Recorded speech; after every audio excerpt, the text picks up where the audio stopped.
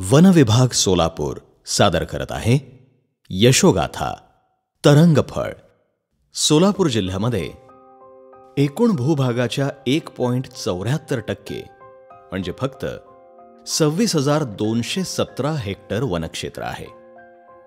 कमी पर्जन्यमान, उष्ण कोरडे वारे आणि उथळ मुरमाड जमीन यामुळे या जिल्ह्यात उष्णकटिबंधीय शुष्क पर्णझडीची काटेरी वनं आढळतात.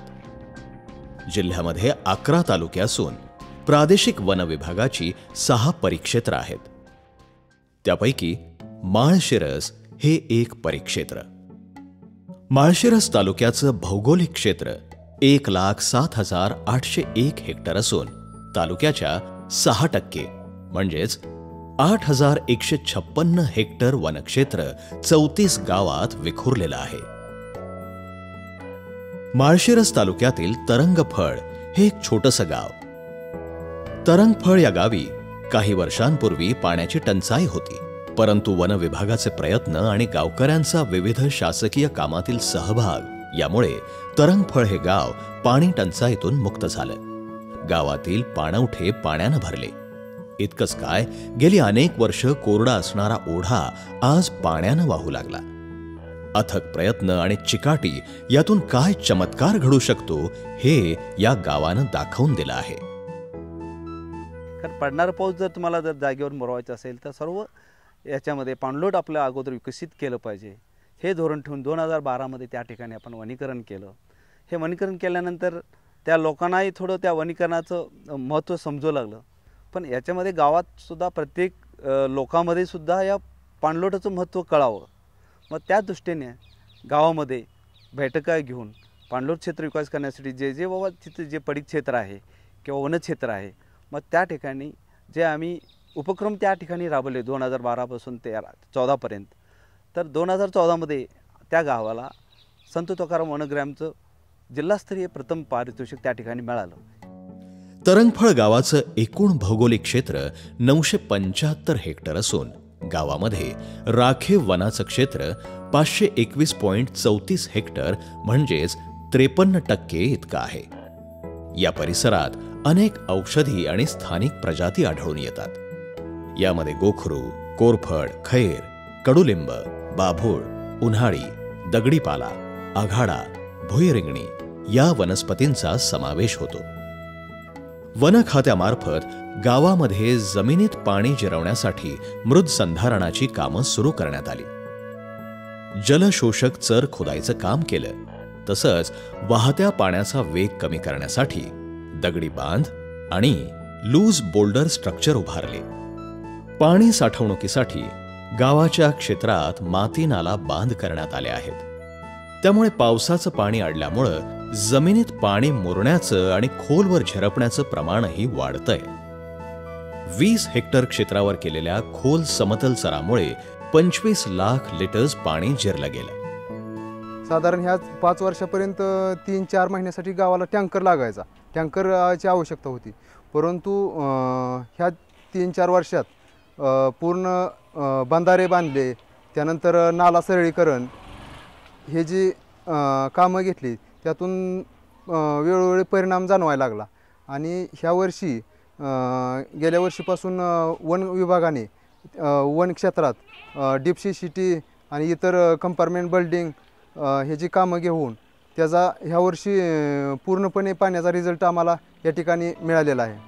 महाराष्ट्र शासनाच्या जलयुक्त शिवार योजनेतून वनक्षेत्रावर खोल समतल चर आणि वृक्ष लागवड करण्यात आली.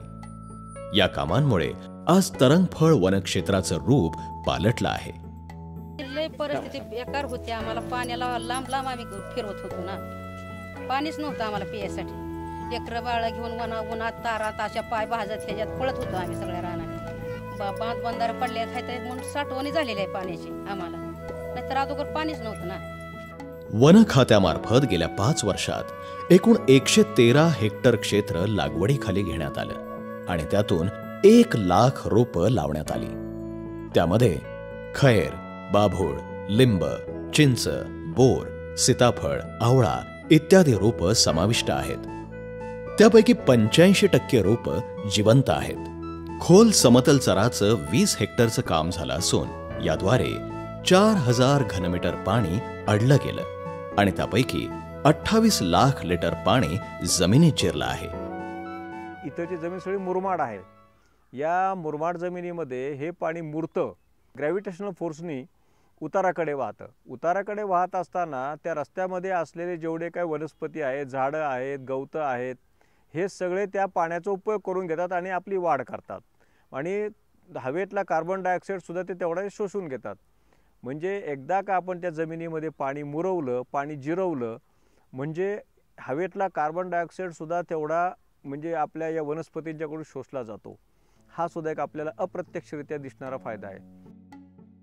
या चरांची उपयुक्तता पुढील 5 वर्ष राहील.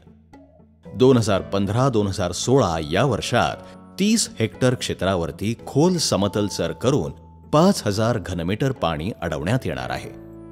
खोल समतल चरामुळे पाणी जमिनीत जिरून परिसरातल्या वृक्षांचा झाडोरा वाढीस लागला आहे आणि तो जास्त दिवस हिरवा राहतो हे दिसून आलंय. गावातील मुख्य व्यवसाय शेती असून दुग्ध व्यवसाय हा जोडधंदा आहे.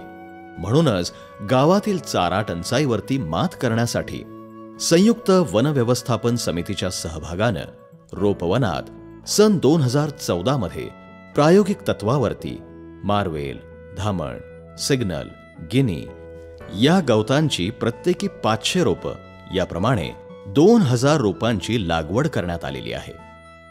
अत्यंत कमी पावसावर सुद्धा हे गवत चांगलं वाढतं आहे. उपलब्ध पावसावर वाढणाऱ्या या गवत प्रजातीमुळे जमिनीची धूप होण्याचं थांबून जमिनीत पाणी मुरण्याचं प्रमाण वाढलं. पोषक गवत प्रजातींच्या लागवडीमुळे गावातील जनावरांचा चाऱ्याचा प्रश्न सुटायला मदत होणार आहे. कमी पावसावर देखील उत्तम बायोमास असल्यामुळं एका गवताच्या ठोंबातूनच 1 पेंढी गवत तयार होतं. गवत लागवडीच्या माध्यमातून कुरण विकास केल्यास शेतकऱ्यांना दुष्काळी भागातही दुग्ध व्यवसायाचं हुकमी उत्पन्नाचं साधन प्राप्त होऊ शकतं हे आपल्याला दिसून येतं. मग या ठिकाणी 2014लाही अत्यंत कमी पाऊस झाला आणि 15ला तर फक्त 400-450 मिलीमीटरच पाऊस झाला आहे.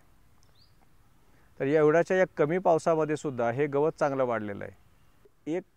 या गवताच्या ठोंबापासून आपल्याला तरी एक 200 ते 250 ग्रॅमची चांगली या गवताची पेंडी मिळते. म्हणजे इथे गवताचं उत्पन्न चांगलं मिळतं. आमचा उद्देश तोच आहे की संयुक्त वन व्यवस्थापनातून त्या गावाच्या लोकांना आपल्या या गवताच्या माध्यमातून जास्तीत जास्त उत्पन्न सवलतीच्या दरामध्ये मिळावं. वनक्षेत्रातील वृक्ष संपदा तसंच त्यातील दुर्मिळ औषधी वनस्पतींचा अनमोल ठेवा जपण्यासाठी वन विभागाचे कर्मचारी वनक्षेत्राची नियमित पाहणी करतात. गावाच्या भोवतालची वनक्षेत्राची हद्द, दगडी बुरुज, सिमेंट पिलर्स यांची डागडुजी केली जात आहे. वनक्षेत्रात आजपर्यंत कुठंही अतिक्रमण झालेलं नसून वन खात्याचे कर्मचारी आणि संयुक्त वन व्यवस्थापन समिती नेहमीच दक्ष असतात. ज्या ठिकाणी वनस्पती आपल्या चांगल्या वाढल्या त्या ठिकाणी आपले सगळे आपोआप सगळं वन्यजीव येतं, सरपटणारे प्राणी येतात. त्याच्या म्हणजे त्या ठिकाणी घोरपडी आहेत, त्या ठिकाणी सरडे आहेत, त्या ठिकाणी फुलपाखरं आहेत, त्या ठिकाणी इतर तुमचे नागतोडे आहेत आणि ह्यांना जे खाणारे दुसरे प्राणी आहेत. म्हणजे या जी अन्न साखळी तिथं आपली जी तयार होते तर ते प्रामुख्याने गवतापासून तयार होते आणि ही तिकडं आता ही तयार होत आहे. आता हे आपलं केवळ 2रं वर्ष आहे, परंतु 5 वर्षामध्ये हे अतिशय सुंदर एक असं रमणीय स्थळ होईल. वन विभाग आणि संयुक्त वन व्यवस्थापन समिती यांच्या अथक परिश्रमातून तरंगफळ गावात मोठ्या प्रमाणात पाणलोट क्षेत्र विकसित होण्यास मदत होणार आहे. त्याचप्रमाणे उपयुक्त गवत प्रजातींच्या लागवडीमुळे ग्रामस्थांचा चाऱ्याचा प्रश्न सुटणार आहे. तरंगफळ मधल्या गावकऱ्यांप्रमाणे आपण सर्वांनी पावसाच्या पाण्याचा पडणारा थेंबन थेंब आपल्या जमिनीत मुरवण्याचा प्रयत्न करून सिल्वी पाश्चर म्हणजेच वृक्ष आणि गवत लागवड कुरण विकास केल्यास दुष्काळाचं सावट दूर व्हायला वेळ लागणार नाही.